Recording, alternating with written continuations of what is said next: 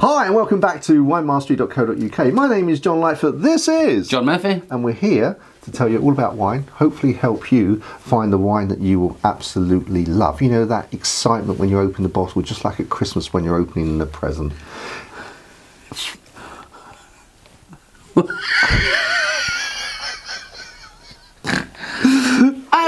I don't know where it comes from. I have no idea. I'm with you. Opening up a sort of fresh bottle you've not tasted before is a bit like a sort of Christmas present. You don't know what it is. Very true. There is that. Yeah. I'll give you that actually. I'll let you have that because it is a lot of excitement. Because you never know. When you look at the price or the grape, whether you can like it or not. Yeah, I'll give you that. I'll give you that. You can have that. So we're just carrying on. If you, I will link this one to the episode where I called it Sangiovese. And you're very close. I was very close, but it's more like Sangiovese. That's nearly. That is brilliant. Well, it is Sangiovese, yeah. Sangiovese. Yeah, I am very impressed, John. Yeah, I'll forget that tomorrow now. I'll take He'll be back to Sangiovese. Not a bad thing. So we started off that was an interesting wine. So we thought we'd add another one in, and also a lot of that grape is actually produced by far biggest part of grown is in Italy. So that's where most of it is grown and produced. Mm-hmm. So and some of it is used, and a lot of it is used in Chianti. You have got this, John. You no longer need me. That's not true. That's not but true. Yeah. You're right. Yeah. I mean, I can read things, but actually, in terms of my palate, I'm still struggling with red and white. We think got a video from a long time ago. We'll just rewatch that. So we've got this one appearing on John's right, your left, and we're going to have a taste and see how this one compares with the one that we have watched. You've watched previously. Yes, there you go, sir. Thank you. So the colour. Colour. It's red. It's red, nice, clean. It's not not a lot of depth in there. No, it's not. But it's nice and. Which makes you think it's going to be a light wine, not robust, not full. Yeah. Bet we've been fooled before. We have indeed. Now the thing that I always normally dislike about Chianti is for my personal taste, it always tastes a little bit too acidy. Yeah, because depending, again, it's one of these, because some of them are very light and some can be quite acidic, but then you've got the other ones which can be big and full and rich in your face. So this again is why wine can be a minefield. Yeah, and I guess I think you said in the first part of this episode that actually if you're sort of drinking this and you've got a tomato-based pasta dish, then quite often the acidic in the tomato demands this sort of taste from the wine. You usually find that the wine matches the cuisine of most areas. So you would have a tomato-based. Where it grows, it goes. Where have you been talking to another wine man without telling me? Got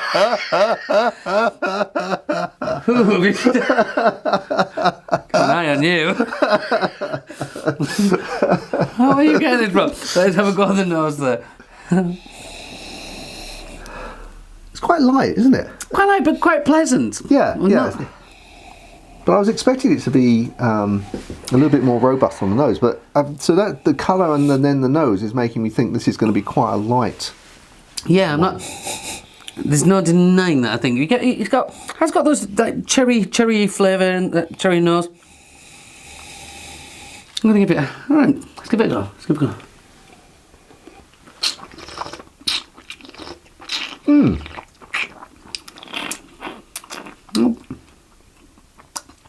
There's more taste to begin with, and it's like all of a sudden you've taken all the taste out, and it just converts to water in the back of the mouth. Yep, I'll live with that. The first hit, it was very exactly on the nose, cherry. In fact, now I'm feeling a bit of cherry. Then the tannins came through, which I thought, they felt a little bit like they were going to hurt, and then just disappeared. And then it all just kind of went and done. So. Yeah. I think this is. I think this was purchased at Sainsbury's for £7. So I guess you again be thinking of this as a table wine. You'd be thinking of this drinking with food. So perhaps more coffee than actually sort of savouring every. Oh, definitely. That is a coffee one. That is this is again. We've said this is good all round. Fantastic table wine. Yeah. Fantastic table wine because it is just does what it says on the tin. There's nothing bad about that. And although it wouldn't usually be my style of wine, I don't dislike that at all. I like, because there was a hint of vanilla in there as well, so it's just like a little hint of that jamminess and then gone. There's no length there. I mean, now, you know. No, it's gone. Yeah. It's gone, yeah. But it could have been. But again, it's one of these that you don't have to concentrate on. And again, as we would say, and there's a time and place for everything. So if you were having, you were having this dinner at home or with some friends, and you were chatting and you were eating pasta, this would be a delightful accompaniment. You know, it's quite amazing, as you mentioned as well, that it does. It is quite. I thought, oh, that's going to be, and then boom. Boom, yeah. It's just the way you converted all for that's water now. I've got water. Where's the taste gone? And it is. I did notice this when looking at this is 12.5%. Oh wow, is it? Very unusual to have wines, especially red wines. Yeah. At that alcohol volume, usually they struggle to get them there. 13, 14 is the norm now. So, yeah. So relatively light for a red. Yeah. Okay. Have 2 bottles. Have 2.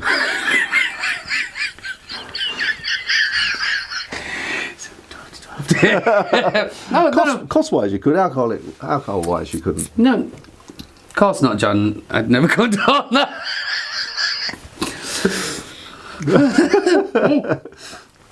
No, good all rounder. I don't dislike that for one moment. No, it's a very nice wine. Well, what we're going to try next, so we'll just go sort of straight into it, is we're going to try one with which is still a Chianti, but it's got a little bit of Cab Sav added to it, which you think will probably just soften it a bit. Should do. I'll give it some. Well, we're hoping that Cabernet Sauvignon, as they add it to things, will introduce the fruit. Yeah. Well, let's see, shall we? Let us. We'll see you next one. Cheers. Chin chin. Okay, so we're back, and this time, as you see the bottle appearing on John's right, your left, we're trying a different one. This one we've actually got some, as we said just a moment ago, we've got some Cab Sav grapes added, which you feel may sort of soften it slightly. Well, I would hope it would take the tannins off, but introduce a little bit more fruit as well. Okay. That would be my thinking. That would be my thinking. Yeah. Okay, well let's give it a whirl. Okay, I've got that. I've just realised. Wrong one. Let's have a look at the colour. It's definitely darker. Yeah, definitely darker.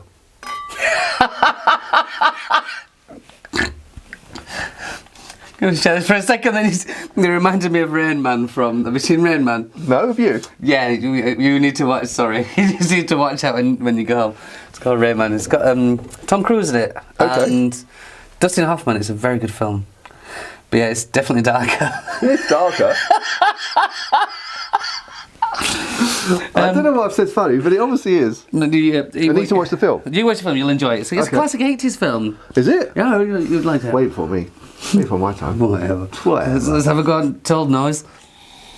So we didn't say much about it in terms of it's darker, but it seems to be quite bright and reflective and and deeper. So it's deeper. Yeah. This looks like it should hold some weight to it. Yeah. It's leather. Yes, it has that kind of leathery.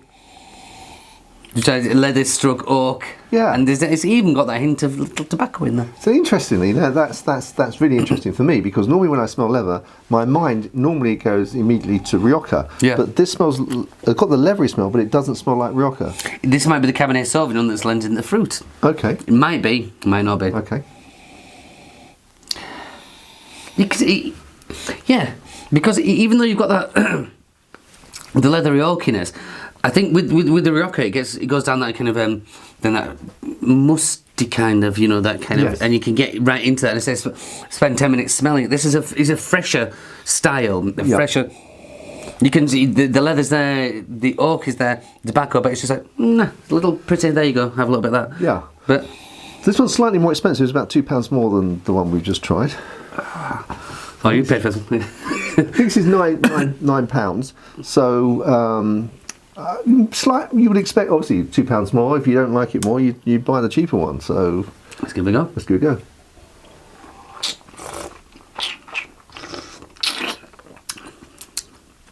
I do like it more. Okay. And I like it more. For me, there seems to be more fruit there, and there's more length. It's not disappearing to water like the one in the last part of which one. Yeah, just holding on in there. still cherries. I suppose you're going to say, he says, trying to think what you're going to say. You're going to say it isn't very complex, a bit one-dimensional. One-dimensional, I was going to say, definitely, yeah. Right. And it's not anything wrong with it whatsoever. It does hit, yeah, it's got a lot more than that the first one, in that, you know, it does have that length there. But even then, it's really quite soft. It's not complex, it's not got layers there. But again, depending on what you like, that is a perfectly good wine. Mm-hmm. But it doesn't branch off, doesn't get anywhere, it doesn't excite me. No. Do you know what I mean?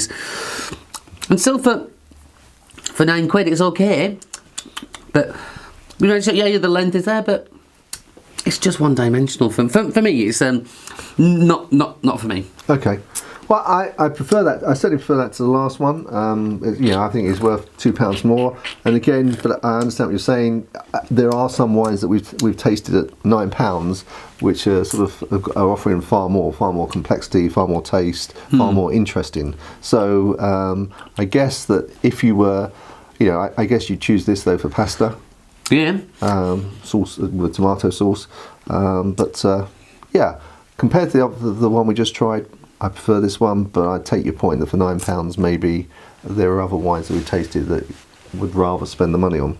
Yeah, I mean, that's personal, you know, choice, isn't it? Of course it is, and we say this in a lot of our videos. And now, you know, I'm stood here saying this because I'm not pulling this down because I'm drinking it quite happily. There's nothing wrong with it. Just when we are trying to rate them as such, for me, it's a nice wine. So score-wise, let's look at, if we go back to the one that we just tried before this. John, before this, do you want me to go first? Oh, Or are you going to go first? I'll go first. Okay. If you don't mind, John. Oh, not at all. I'm going to take the first one as for what it is. I'm going to bring that down to 71. Oh wow, really? Yeah. Okay. Go on. Oh no, Okay. I was actually going to say 96. 96. No. Are you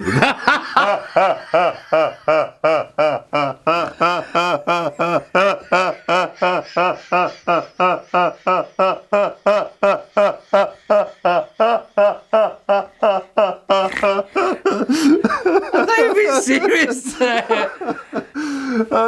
I was going to say 76. 76. That's not a bad one. No. And this one? It's. Sorry, I think I'm going to stick it on the exact same score. Okay, I would have put it up to 78. I think it's better. So yeah, I would give it a couple of points more.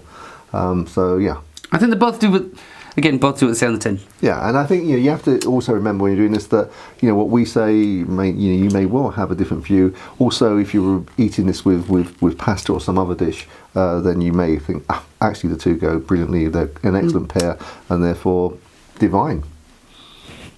Indeed.